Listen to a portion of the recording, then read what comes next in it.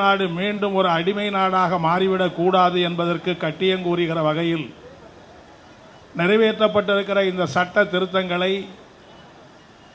உடனடியாக நிறுத்தி வைத்து மீண்டும் விவாதிக்க வேண்டும் என்கிற கோரிக்கை முன்மொழித்து திராவிட முன்னேற்றக் கழகத்தின் சட்டத்துறையின் சார்பில் நடைபெற்றிருக்கிற இந்த போராட்டம் ஒரு வரலாற்று முக்கியத்துவம் வாய்ந்த ஒரு போராட்டம் என்பதை நான் முதலிலே பெருமையோடு நிறைவு கூற விரும்புகிறேன். பொதுவாக வழக்கறிஞர்கள் போராடுகிறார் என்று சொன்னால் அது ஏதோ வழக்கறிஞர்களோட பிரச்சனைக்காக போராடுகிறார் என்றுதான் மக்கள் நினைப்பார்கள். அரசு ஊழியர்களோ ஆசிரியர்களோ போராடினால் அவர்களுடைய பிரச்சனைகளுக்காக போராடுவதாகத்தான் மக்கள் நினைப்பார்கள். யார் போராடுகிறார்களோ அவருடைய கோரிக்கைகளுக்காக அவர்கள் போராடுகிறார்கள் என்று எண்ணுகிற அப்படிப்பட்ட கருத்து நிலவுகிற இந்த சூழ்நிலையில் முழுக்க முழுக்க தேசம் காக்கிற இந்த போராட்டத்தை முன்னெடுத்திருக்கிற திராவிட முன்னேற்றக் கழகத்தினுடைய சட்டத்துறை செயலாளர் உட்பட இந்த போராட்டத்திலே கலந்து கொண்டிருக்கிறவங்க எல்லாருக்கும் என்னுடைய வாழ்த்துக்களை பாராட்டுக்களை நான் தெரிவித்துக் கொள்வதிலே மகிழ்ச்சி அடைகிறேன். இன்றைய தினம் தமிழகத்திலே இருந்த இந்த போராட்டம் துவங்கி இருக்கிறது. எனக்கு முன்னாலே பேசிய அருமை தோழர்கள் முத்தரசன் அவர்களும் காதர் மைதீன் அவர்களும் குறிப்பிட்டதை போல இங்கே தெற்கு முலையிலே இருந்து துவங்கி இருக்கிற இந்த போராட்டம் நாளை இந்தியாவினுடைய 8 திக்கிலேயும் எதிரொலிக்கத்தான் போகிறது என்பதை இந்த நாடு பார்த்து கொண்டுதான் இருக்கிறது.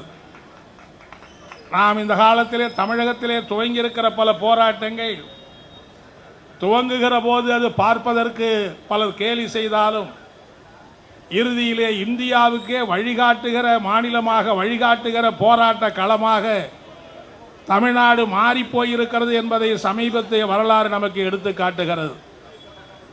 இந்தியாவிலே ஆட்சி கொண்டிருக்கிற மதவெறி பாசிச பாஜக ஆட்சியை வீழ்த்த வேண்டும் என்கிற நோக்கத்தோடு இன்றைக்கு இந்தியா கூட்டணி என்கிற வலுவான கூட்டணி நாட்டிலே உருவாகியிருக்கிறது. அதனாலே தோல்விட்டு இருக்கிற ஒரு ஆட்சி இன்றைக்கு மத்தியிலே இடம்பெற்றிருக்கிற நிலைமை என்பது ஏற்பட்டிருக்கிறது. ஆனால் இப்படிப்பட்ட ஒரு இந்தியா கூட்டணி உருவாகி இன்றைக்கு நாடாளுமன்றத்திலே ஒரு வலுமிக்க எதிர்க்கட்சியாக இன்றைக்கு அமைந்திருக்கிறது என்று சொன்னால் அதற்கு முதலிலே வித்திட்ட மாநிலம் பெருமை மிகு மாநிலம் தமிழ்நாடு என்பதை நான் இப்போது நினைவு கூற விரும்புகிறேன். திராவிட முன்னேற்றக் கழகத்தின் தலைமையிலே அமைந்த மதசார்பற்ற முற்போக்கு கூட்டணி 2019ஆம் ஆண்டு நடைபெற்ற நாடாளுமன்ற தேர்தலிலே ஒரு தொகுதியை தவிர எல்லா தொகுதிகளிலேயும் பாஜக உள்ளிட்ட கூட்டணி கட்சிகளை மண்ணை கவ்வவித்த அந்த விளைவுதான் அதனுடைய அடிப்படை படிப்பனை தான் இந்தியா கூட்டணி என்கிற அந்த கூட்டணி உருவாவதற்கு கருப்பொருளாக அமைந்தது. அதே போல இன்றைக்கு நீட்டை எதிர்த்து நாடு முழுவதும் போராட்டம் விளங்கி கொண்டிருக்கிறது. குஜராத்திலேயே இன்றைக்கு போராட்டம் வலுவடைந்திருக்கிறது. பீகாரிலேயும் ராஜஸ்தானிலும் கூட இன்றைக்கு போராட்டம் எதிர்கொண்டிருக்கிறது. உச்ச நீதிமன்றத்திலே பல மாநிலங்களை சார்ந்தவர்கள் வழக்கு போட்டிருக்கிறார்கள். ஆனால் இப்படிப்பட்ட நீட்டை எதிர்க்க முடியுமா முடியாதா என்கிற நிலைமை ஏற்பட்ட போது இந்த நீட்டை நாங்கள் ஏற்றுக்கொள்ள மாட்டோம் என்று முதலிலே குரல் எழுப்பிய மாநிலம் திராவிட முன்னேற்றக் கழகம் தமிழ்நாடு என்பதை நாம் பெருமையோடு எண்ணி பார்க்க வேண்டியிருக்கிறது. எனவே நீட்டுக்கு நாம் குரல் எழுப்பி இன்றைக்கு இந்தியாவே கொந்தளிக்கிற பிரச்சனையை போல பாஜகவை வீழ்த்துவதற்கு ஒரு கூட்டணி அமைத்து திமுக தலைமையில் இன்றைக்கு இந்தியா கூட்டணி என்கிற அளவுக்கு வலுவான கூட்டணியாக மத்தியிலே அமைந்திருப்பதை போல நாளைக்கு நிறைவேற்றப்பட்டிருக்கிற இந்த குற்றவியல் சட்டங்களை வீழ்த்துகிற இந்த போராட்டம் இன்றைக்கு தமிழகத்திலே துவங்கி இந்தியா முழுவதும் எதிரொலிக்கத்தான் போகிறது.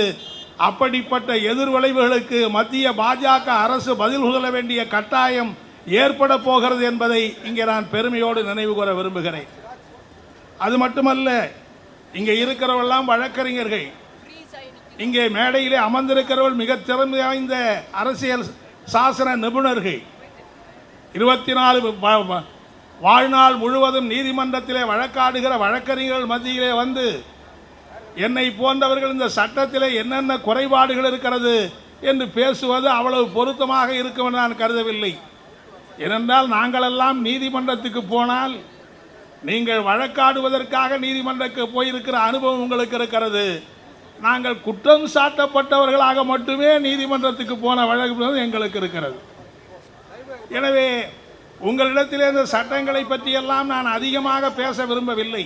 ஆனால் ஒன்றை மட்டும் நான் என்ன சொல்லுகிறேன் என்று சொன்னால், இங்கே மரியாதைக்குரிய என்ஆர் இளங்கோவன் அவர்கள் பேசுகிற போதும் வேறு பலர் பேசுகிற போதும் அரசியல் சாசனத்தின்படி இந்த சட்டங்கள் ஆங்கிலத்திலே தான் நிறைவேற்ற வேண்டும், அதை மாற்றி இந்தியிலே சமஸ்கிருதத்திலே நிறைவேற்றுவது சட்ட விரோதம் என்று வழக்கு தொடுக்கிற போது, நேற்றைய தினம் நம்முடைய மதுரை உயர்நீதிமன்ற கிளையிலே பேசிய அந்த மத்திய அரசினுடைய வழக்கறிஞர் பேசுகிற போது, நாங்கள் ஆங்கிலத்திலே தானே இதை எழுதியிருக்கிறோம் என்று அவர் ஆங்கில ஆல்பபெட்டிக்கல் ஆர்டரை எல்லாம் சொல்லுகிறார். இந்த சட்டம் எப்படி பாரதிய அந்த சமஸ்கிருத வார்த்தையை நாங்கள் ஆங்கிலத்திலே எழுதியிருக்கிறோம் என்று சொல்லுகிறார். அவருக்கு எப்படி விளக்கம் சொல்றதுன்னே எனக்கு ஒன்றும் புரியல.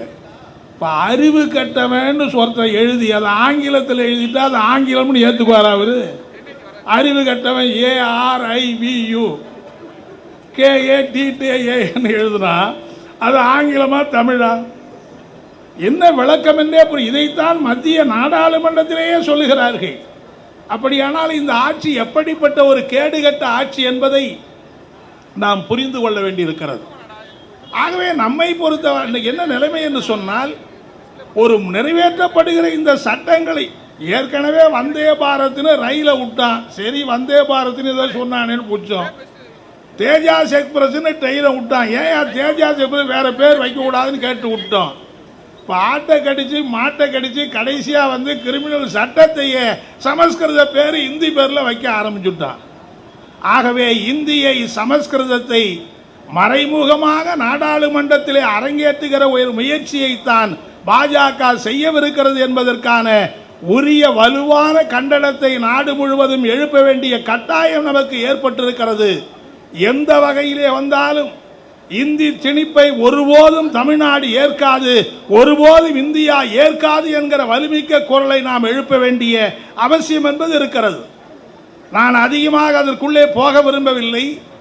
ஆனால் நாங்கள் என்ன கேட்குறோம், அமைச்சர் முன்னாள் அமைச்சர் பேசுகிற போது சொன்னார், நாங்கள் என்ன கேட்குறோம், இப்போ இந்த சட்டத்தை நிறுத்தி வைங்க, மீண்டும் நாடாளுமன்றத்தில் லா கமிஷனில் விவாதிங்க, நாடாளுமன்றத்தில் ஒரு முறையான விவாதம் நடத்தி அதை நிறைவேற்றுங்க, அப்படி தானே சொல்கிறோம். ஏன் மோடி அதுக்கு தயங்கணும்? ஏன் அமித்ஷா நீங்கள் தயங்கணும்? நீங்கள் நாடாளுமன்றத்தினுடைய ஒரு தொடர் கூட்டத்தினுடைய கடைசி நாள் அன்னைக்கு இந்த சட்டம் தாக்கல் செய்யப்படுகிறது. அன்னைக்கு தான் நாடாளுமன்ற கூட்டம் நிறைவேற்ற முடிய போகிறது.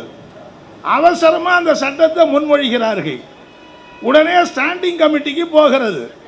2 மாதத்தில் ஸ்டாண்டிங் கமிட்டி அதை பற்றி முடிவெடுக்கிறது.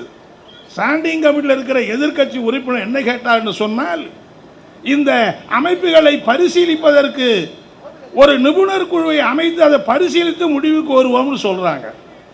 ஏன் நீங்கள் தயங்கணும்? ஒரு குழு அமைங்க, ஸ்டாண்டிங் கமிட்டி எக்ஸ்பர்ட்ஸை கொண்ட ஒரு கமிட்டி அமைங்க, இந்த 3 சட்டங்களையும் அவங்க ஆய்வு செய்யட்டும், அது அரசியல் சாதனத்துக்கு பொருத்தமானதா இல்லையா என்பதை முடிவு செய்து நீங்கள் நிறைவேற்றலாமா இல்லையா? எதையுமே ஸ்டாண்டிங் கமிட்டியில் இருக்கிற எதையுமே கேட்காமல் அவசரமாக கொண்டு வந்து நீங்கள் டிசம்பர் மாதம் சட்டத்தை முன்மொழிகிறீங்க. 20ஆம் தேதி முன்மொழிஞ்சு அன்னைக்கு அதை அவசரமாக நிறைவேற்றி 25ஆம் தேதி குடியரசுத் தலைவருடைய ஒப்புதலோடு நிறைவேற்றப்படுகிறது. ஏற்கனவே நமக்கு தெரியும், இந்த சட்டம் கடைசியாக நிறைவேற்றப்படுகிற போது நாடாளுமன்றத்தில் எதிர்க்கட்சி உறுப்பினர்கள் யாருமே கிடையாது.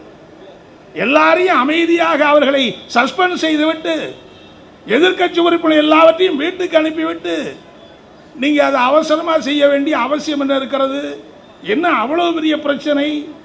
1872ஆம் ஆண்டிலே நிறைவேற்றப்பட்ட சட்டத்தை தானே இன்னைக்கு மாற்றுகிறீர்கள்.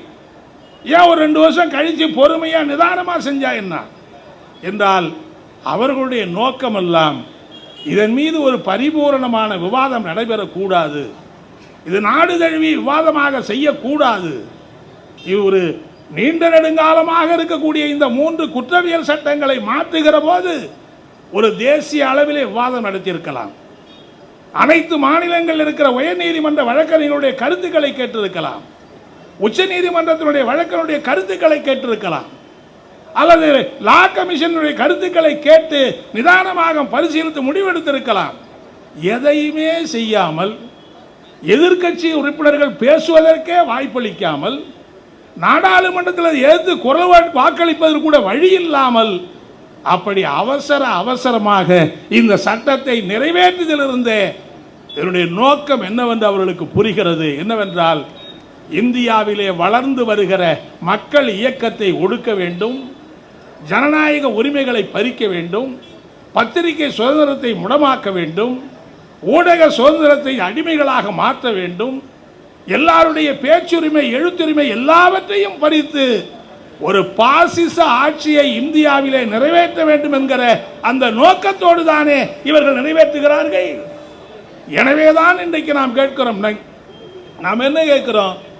இந்த சட்டங்கள் நீங்கள் நிறைவேற்றிய முறையே தவறு, முறையான அந்த சட்ட நெறிமுறைகள் பின்பற்றப்படவில்லை. எனவே முறையாக அதை நிறுத்தி வையுங்கள், முறையாக அதை நாடாளுமன்றத்திலே முன்மொழியுங்கள். அதை பற்றி ஒரு விரிவான கலந்துரையாடலுக்கு பிறகு அதை நிறைவேற்றுவதா இல்லையா என்பதை முடிவு செய்ய வேண்டும் என்றுதான் இன்றைக்கு இந்த மகத்தான உண்ணாவிரத போராட்டத்தின் மூலம் நாம் இன்றைக்கு வற்புறுத்துகிறோம். மாண்புமிகு தமிழக முதலமைச்சர் அவர்கள் பிரதமர் நரேந்திர மோடிக்கு எழுதியிருக்கிற கடிதத்திலே கூட ஜூலை மாதம் 1ஆம் தேதியிலிருந்து அந்த சட்டத்தை அமல்படுத்தாதீர்கள். இது நாடு தழுவிய பிரச்சனையாக இருக்கிறது, பல வாத பிரதிவாதங்கள் இருக்கிறது. ஏற்கனவே மரியாதைக்குரிய யூனியன் முஸ்லிம்களுடைய தலைவர் சொன்னதை போல இந்த சட்டம் அமுலானால் ஜூலை மாதத்திற்கு முன்னால் என்ன நிலைமை, ஜூலை மாதத்துக்கு பின்னால் என்ன நிலைமை என்கிற பல குழப்பங்கள் இதற்குள்ளே வருகிறது. எனவே இது நிறுத்தி வையுங்கள், உரிய விவாதத்தை செய்யுங்கள் என்று சொன்னால் பிரதமர் ஏன் கேட்க மறுக்கிறார், ஏன் செவிமடுக்க மறுக்கிறார்? எப்படியோ நிறைவேற்றிட்டோம், இந்த சட்டத்தை வைத்துக் கொண்டு எதிர்க்கட்சிகளை முடமாக்கி விடலாம். அதுதான் இன்னைக்கு நிலைமை. என்னவென்றால், யாரை வேண்டுமானாலும் தீவிரவாதியாக முத்திரை குத்தி விடலாம், யாரை வேண்டுமானாலும் பயங்கரவாதியாக முத்திரை குத்தி விடலாம். கேட்டால் என்ன சொல்கிறார்கள்? நாங்கள் காலனி ஆதிக்கத்தினுடைய அந்த நிலையை மாற்றுகிறோம் என்கிறார்கள். கலோனியலிசத்தினுடைய அந்த ட்ரெண்டை மாற்றி முழு சுதந்திரமாக நாட்டை ஆக்குவதற்கு என்கிறார்கள். அப்படியானால் நான் கேட்க விரும்புகிறேன், உச்ச நீதிமன்றமே சொல்லுச்சு, இந்த தேச துரோக பிரிவு என்பது நம்முடைய நாட்டுக்கு பொருந்தாது. 124A அது பொருந்தாது. அது பிரிட்டிஷ் காலத்திலே கொண்டு வரப்பட்ட ஒரு சட்டம், இந்த நாட்டிலே விடுதலை போராட்டத்தை ஒடுக்குவதற்கு கொண்டு வரப்பட்ட ஒரு சட்டம். எனவே அதை ரத்து செய்யுங்கள் என்று சொல்லி அதை ஏற்றுக்கொண்டு ரத்து செய்யப்பட்டிருக்கிறது. எந்த உச்ச நீதிமன்றம் சொன்னதோ, எந்த சட்டத்தை ரத்து செய்தார்களோ அதை 124க்கு பதிலாக வேறொரு பிரிவின் கீழே அதைவிட கடுமையாக கொண்டு வந்திருக்கிறீர்களே, இது என்ன காலனியத்தை மறுக்கிற சட்டம்? இது என்ன ஜனநாயக உரிமையை பாதுகாக்கிற சட்டம்? எனவேதான் ஏராளமான விவரங்கள் இதற்குள்ளே இருக்கிறது. இப்படிப்பட்ட இந்த குற்றவியல் சட்டத்தை, சாட்சிய சட்டத்தை அல்லது குற்றவியல் நடைமுறை சட்டத்தை எடுத்தோம் கவிழ்த்தோம் என்று மாற்றுவது எண்ணற்ற குழப்பங்கள். இப்போ இது பாவம், இப்போ நமக்கு ஒரு மாதிரின்னு வச்சுங்க, இப்போ 1ஆம் தேதியிலேருந்து இந்த புதிய சரத்துப்படி போலீஸு வழக்கு போடணும்.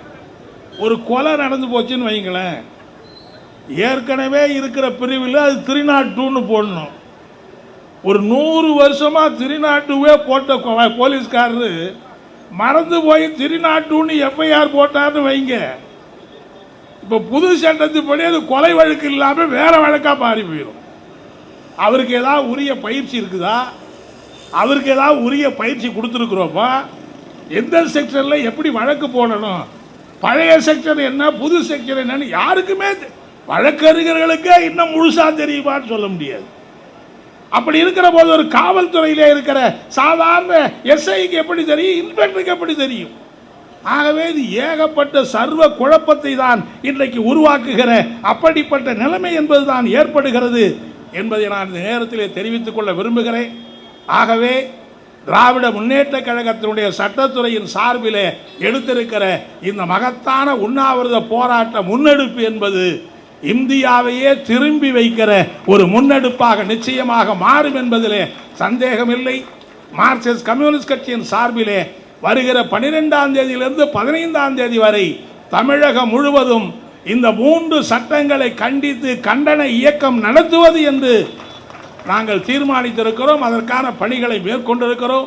நிச்சயமாக நீட்டு போராட்டத்திலே நம் முன்னெடுப்பு இந்தியாவையே திரும்பி வைக்க மாதிரி பாஜகவை வீழ்த்துவதற்கு ஒரு மகத்தான கூட்டணி என்பதை இந்தியாவிலே துவங்கி தமிழகத்திலே துவங்கி இந்தியா கூட்டணி என்று பரிணாம வளர்ச்சி அடைந்தது போல இன்றைக்கு இந்த 3 குற்றவியல் சட்டங்களை எதிர்த்த இந்த போராட்டம் துவங்கி இருக்கிற நீங்கள் போராட்டம் நாளைக்கு இந்தியாவை திரும்பி பார்க்கும், இந்தியாவே கொந்தளிக்கும். மோடியை பார்த்து நான் கேட்டுக்கொள்ள விரும்புவதெல்லாம் நீங்க தப்பு கணக்கு போட்டுறக்கூடாது. ஏதோ வழக்கறிஞர் தானே போராடுறாங்க, நீதிமன்றத்தில் போறவங்க தானே போராடுறாங்க. நான் இன்னும் கூட சொல்ல விரும்புகிறேன், சென்னை உயர்நீதிமன்றத்தில் இருக்கிற வழக்கறிஞர்கள் அவ்வளவு சீக்கிரமாக பாய்காட் என்று அறிவிக்க மாட்டார்கள். அவர்களே வருகிற 8ஆம் தேதி அன்றைக்கு நீண்டகால இடைவெளிக்கு பிறகு இன்றைக்கு பாய்காட் என்று அறிவித்திருக்கிறார்கள். தமிழகம் முழுவதும் இருக்கிற வழக்கறிஞர்கள் எல்லாம் ஒன்றாம் சேர்ந்து வருகிற 8ஆம் தேதி திருச்சியிலே 25,000க்கு மேற்பட்ட வழக்கறிஞர்கள் திரளுகிற அப்படிப்பட்ட காட்சி வரத்தான் போகிறது. இருந்தாலும் நான் சொல்ல விரும்புகிறேன், இது வழக்கறிஞர் போராட்டம் என்று தப்பாக நினைத்து விடாதீர்கள். வழக்கறிஞர்கள் இன்றைக்கு தொடங்குகிறார்கள், அவர்கள் வைக்கிற தீப்பொறி பாஜக ஆட்சி நிறைவேற்றி இருக்கிற இந்த சட்டங்களை தீயிட்டு பொசுக்கிற மக்களுடைய மகத்தான இயக்கமாக பரிணமிக்கும் என்பது இந்த நேரத்திலே சொல்லி இந்த உண்ணாவிரத போராட்டத்திற்கு மார்க்சிஸ்ட் கம்யூனிஸ்ட் கட்சியின் சார்பிலே வாழ்த்துக்களை பாராட்டுகளை தெரிவித்து விடைபெறுகிறேன். நன்றி, வணக்கம்.